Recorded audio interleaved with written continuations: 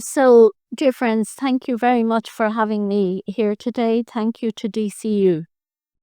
It's great to be here. Climate change is a human rights crisis. Its impact is and has been seen all around the world as changes in the atmosphere, ocean, and biosphere caused by man-made decisions undermine the right to food, the right to clean drinking water, the right to health, the right to housing, and the right to life. Without rapid and far-reaching action by states to reduce emissions now, global warming will continue to rise and increase, and with it, the devastating impacts and effects on human rights will multiply. Radical reductions in emissions are needed by 2030, and if action isn't taken immediately, the potential to mitigate the impact on human rights will reduce as risks cascade, interact, and compound. All of this, of course, as Dermot said, will have the greatest impact on the people most affected by the injustice in our societies. And the effects will play out on a massive scale, with an estimated 3.3 to 3.6 billion people, more than a third of the global population, living in contexts that are highly vulnerable to climate change.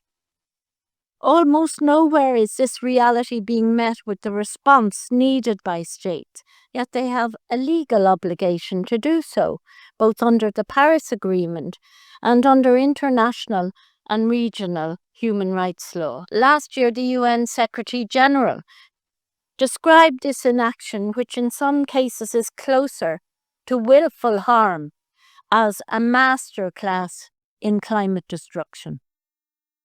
We have seen it in Ireland, where the government is currently plotting a course that would see us miss the EU's climate targets. The latest data shows that we are set to reduce emissions by 29% by 2030, well short of the 51% set by the European Union.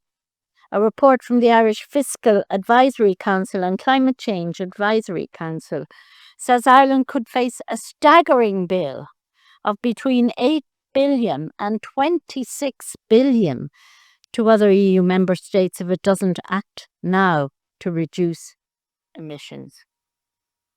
People have been calling out this sabotage of nature for decades. It has been happening across the world as communities have protested, calling on their governments to take the action needed to mitigate the worst effects of climate change. As their calls have fallen on deaf ears and the climate crisis and all its related risks have spiraled, they have been finding new ways to raise their voice, organize and protest, as the gravity of the situation has demanded, proposing their own solutions and putting them into practice.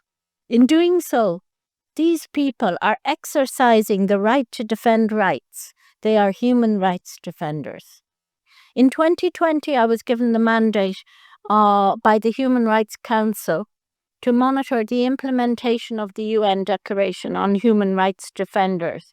It was adopted by consensus in 1998.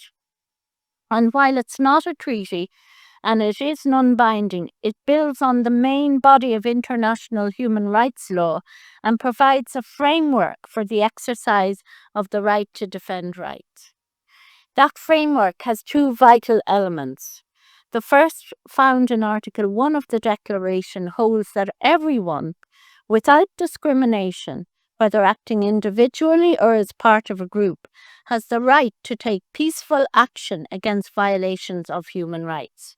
The second, in Article 12, holds that states have a duty to protect people from reprisals in any form when exercising that right.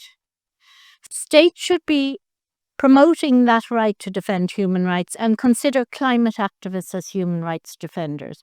They should offer them support and protection and refrain from any retaliation against them. There are some examples where this is happening.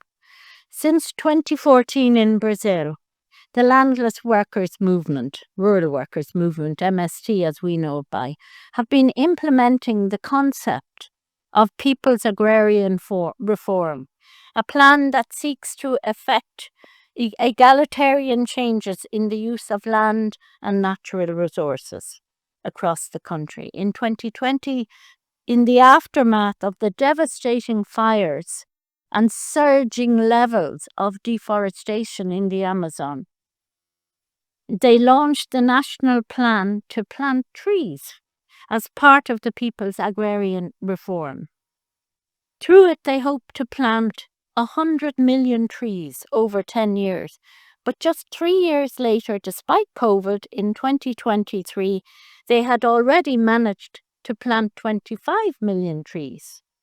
And they did so partially with the support of the state, who lent helicopters piloted by the federal police to the initiative so they could airdrop seeds, and it proved effective. This gives an idea of what states and human rights defenders could achieve if they were to work together. Yet the examples of where climate activists are being supported and engaged with in good faith by authorities are rare. The trend, damningly, is towards obstruction, repression, attacks, and criminalization, all aimed at safeguarding private interests and the unjust, unsustainable status quo. It means there can be serious risks for those seeking to defend human rights in the face of climate change. In 2016, the grassroots activist Gloria Capitan was shot dead in front of her grandchildren by 2 gunmen in Manila Bay in the Philippines. She had been opposing cold storage and coal-fired power plants for her community and was a member of the Philippines climate movement, which had been putting forward solutions to the climate crisis based on the principles of climate justice and human rights. Nearly 9 years later, no one has been convicted of her killing. There has been total impunity, and it is the same for so many others. Indeed, in these cases, the killing and impunity are almost inseparable. They are intended to put an end to activism of an individual, but also to send a message to other people that it can happen again and again. And all the while, the world is heating up. Gloria was killed 3 months after the Paris Agreement was signed, and maybe it should be no surprise that the agreement has been so routinely ignored and put aside and violated. The 1.5 degrees of warming it sought to limit the world to starting to seem like a lost fantasy. But human rights defenders haven't given up. They have been working to hold governments to account and make sure that what was agreed in Paris, like what is written in the treaties of international human rights law, is acted on. In 2015, in the case of Laghari versus the Federation of Pakistan, the lawyer Asghar Laghari successfully challenged the Pakistani government's inaction on climate change for its impact on human rights, including the state's failure to implement its own climate policy. As a result, the court ordered the government to appoint a climate change focal point in each of its ministries and to create a climate change commission to monitor the government's progress in the implementation of its climate change policy.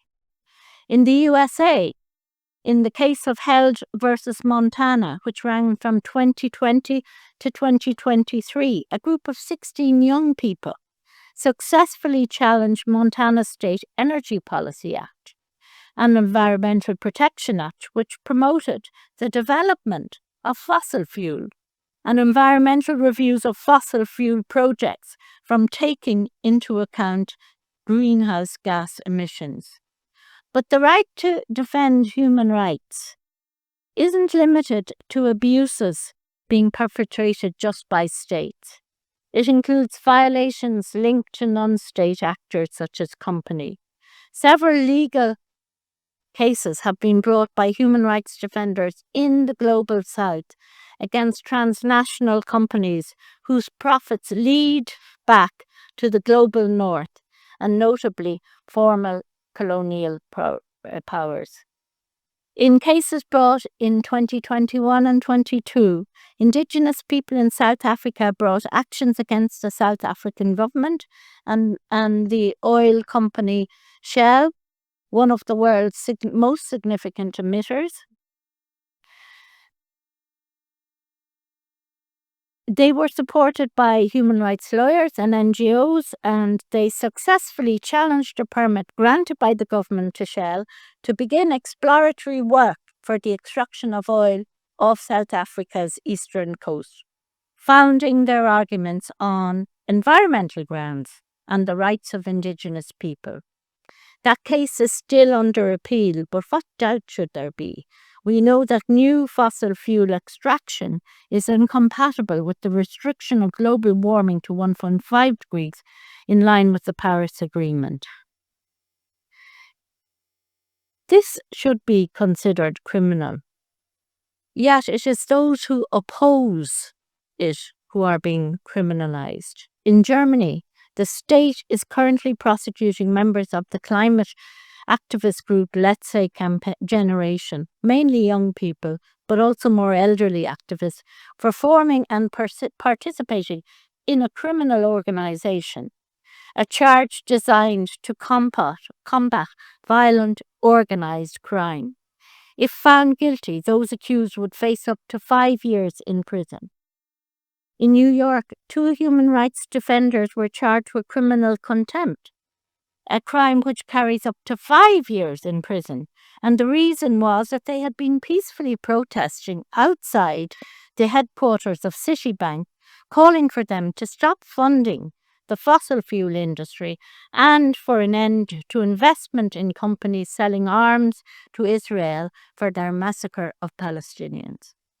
In Uganda, tens of human rights defenders have been arbitrarily arrested, and in some cases violently, and charged with protesting against the development of the EACOP pipeline. Now, this EACOP pipeline runs for 1,443 kilometers. It is owned by the French oil company Total, and is being built to transport oil from Uganda's Lake Albert district and the port of Tanga in Tanzania. Since I took over the mandate in 2020, I have prioritized support for these human rights defenders working on the environment and on climate. Because of the gravity of the risks they face, the President talked about the killings of human rights defenders, and we know from Frontline Defenders that over 300 human rights defenders are killed every year, the majority of them those working on land, Indigenous and environmental rights.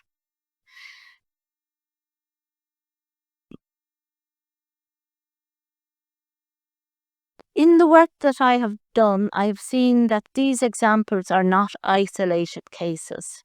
In some places, pushback against climate activism is close to systematic and often well organized. States seeking to restrict it also copy one another. In this context, human rights defenders need allies, and universities and academics can be among them. And there are human rights defenders in Ireland working on climate change and defending the environment. And this isn't just something that exists anywhere else. I would like to applaud Cormac and Fidelma from Save Our Sperms in the North for the amazing work that they are doing. And there are so many others. In the example I mentioned earlier of the MST in Brazil, it was postdoctoral students from a public university in Santa Catarina who helped assess whether dropping the seeds for trees by air really worked. Similarly, universities near the Amazon have been helping Indigenous defenders to study the impact of their forest stewardship on combating deforestation and show its effectiveness over market-based proposals in forest management. Skills can be shared, knowledge is developed, and rights can be defended when people work together. And we all have the right to defend human rights. And I'd like to end with a quote from an Indigenous leader. "Man did not weave the web of life. He is merely a strand in it.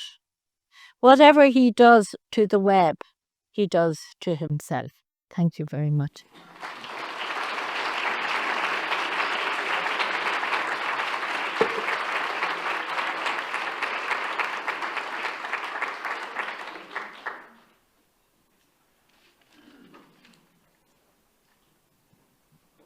Mary, thank you so much for that wonderful keynote address. It's really set the stage wonderfully for today's conference.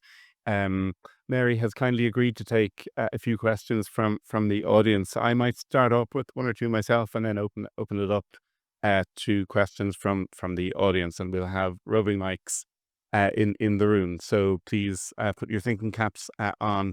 But in the meantime, Mary, can I ask you one question about Ireland and one question maybe about the global context? So my question about Ireland is, you rightly called out Ireland's poor environmental record in terms of reducing emissions, but are there specific things you think the Irish government can do on the human rights defender side, on to further help the defense of environmental defenders, do you think? Well, I do. Right. Yeah, that's sorry, we're recording. Yeah. Well, I do think the Irish government is a supporter of human rights defenders. It is a priority for the Irish government, written into its foreign policy. However, as we see in so many countries around the world, the rhetoric often doesn't match the reality. So when you want, the Irish government to take up cases of environmental human rights defenders around the world, or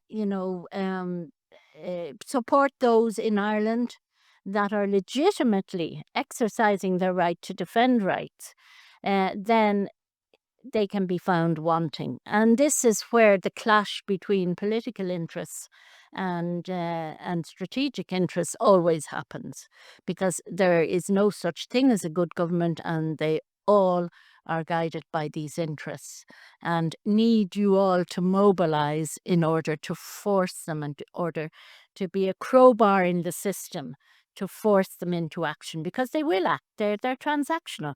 They will act. Very well said.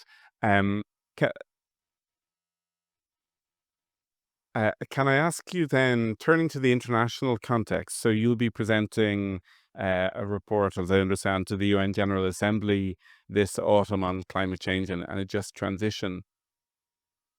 What are your thoughts on the global context, and the undermining of the United Nations? How do you navigate that, and what are your reflections on? Well, with great difficulty is the answer. But I do think we do need, progress is never linear. I think people think that progress is always linear. If we get to one bit, we'll get to the next bit and to the next bit. And Ed is probably sick of hearing me say this, but I started this work in the 70s.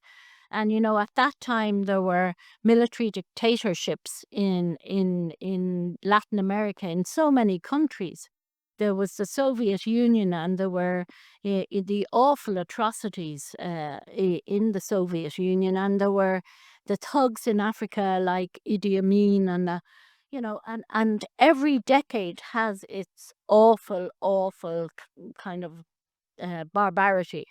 So, I'm going on a country visit to Bosnia next month, and I remember, the atrocities in Bosnia where neighbor was against neighbor, and, was an amazing report called A Wound to the Soul, which is how I always still think of Bosnia.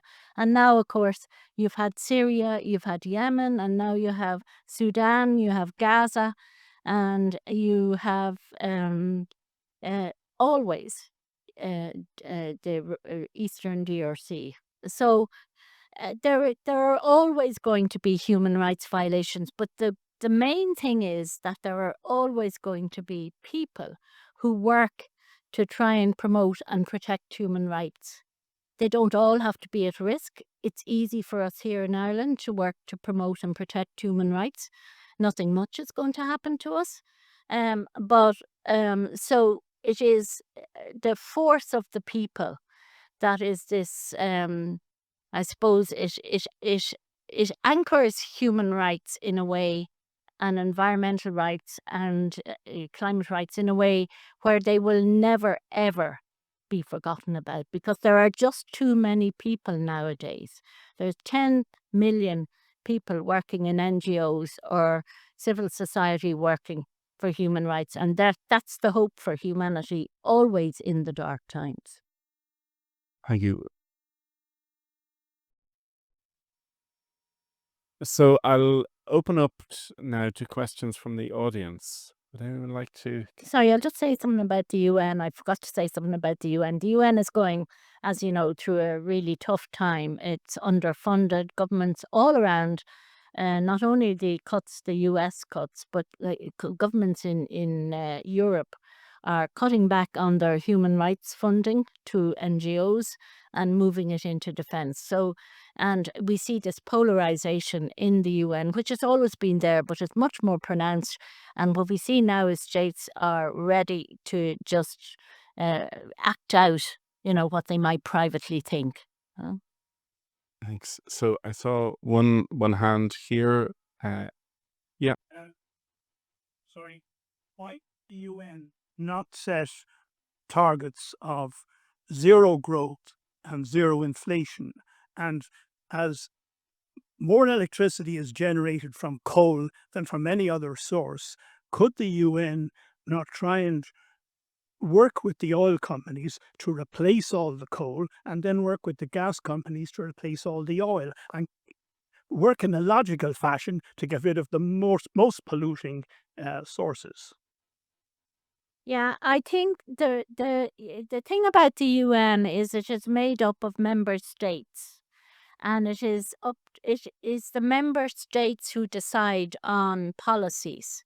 So you are never going to get the UN acting in the common good as a singular force. It just won't happen, because you have all these groups and states that support each other or who are allies with other ones. So we've seen it time and time again. And so the UN system is not designed in that kind of way. And of course, the role of the Security Council is impossible. Mm. I see another question here in the second row on this side. And sorry, before I bring you in, the spotlight makes it quite hard to see people towards the back of the room. So if you're sitting at the back and you want to ask a question, please wave very obviously at me. First of all, I'm shocked to hear that what's going on in different parts of the world. And I suppose one of the questions I have there, are we fortunate enough in Ireland to have a more laid-back type of a system that these activists are not under threat? The second question is in regards to human rights. I would be of the opinion that human rights should be the same throughout all parts of the world. But is it the problem is it the way it's interpreted in different places? Yeah, well, obviously in Ireland there is more ability and space to defend human rights without being, attacked. But it is very worrying to see the kind of rhetoric that's coming from those involved in far right kind of movements or parties, and the utterances of Mr. McGregor and all these things are against human rights principles. The whole idea of there should just be Irish people in Ireland, and all refugees and migrants are rapists, and all this, that's just toxic, and that is a worry. And we saw the huge march last weekend. So I don't think we can be complacent at all in Ireland. I think we all have to use whatever possibility we have to work against that, because it is very troubling, and it only takes a little bit for a country to flip. We've already seen in some detentions of pro-Palestinian supporters in Ireland, and including the latest one of the group of mothers who were protesting against the killing of children in so we need to be careful, and we need to make sure that the government knows that we do not approve of this. And your second question was what? You can't remember either. I suppose. Oh yeah, about standards. Yes. Yeah, well, I mean, you see, human rights are universal and indivisible. And you could argue that they don't. You have to take different countries into account, but everyone wants to be able to eat. Everyone wants to be able to live with dignity. Everyone wants to have a house. Everyone, doesn't want to be tortured, or everyone doesn't want to have their family killed or imprisoned. So all these things are just the rights that we want for ourselves. And it doesn't mean that somebody in a repressive regime, or somebody in a regime that is a religious fundamental regime, doesn't want those rights. I think if you ask anyone around the world, what rights do they want, you'll get the same answers, because I certainly have. So there's a question up in the middle here. Firstly, thank you so much for such an inspiring talk. I'm really taken by what you've said in relation to rights around the world and the relationship between governments. And I'm, like many of us, are kind of really overwhelmed by what's happening in Palestine, what Israel is doing to the Palestinian land, to the Palestinian people. And I am finding there has been a real difficulty in grassroots organizations of kind of getting people in power to see this as a human rights question or problem. And I'm finding the Irish government's stance kind of really scary. And I'm wondering, like, as a, I hate this phrase, but as a mother, and I'm working with a lot of mothers who are kind of finding they're stepping away from activism because of what they're seeing, and because they're kind of being told, well, you need to be really mindful because you're a caregiver, like you don't want to be placing yourself. Do you have any sort of concrete tips about moving that towards, I'm thinking of like what we've seen with people at Shannon, and there's an ongoing case in Ennis of people who were sort of speaking out against Shannon being used. And it all feels really linked, the sort of emissions that Israel are putting into our atmosphere.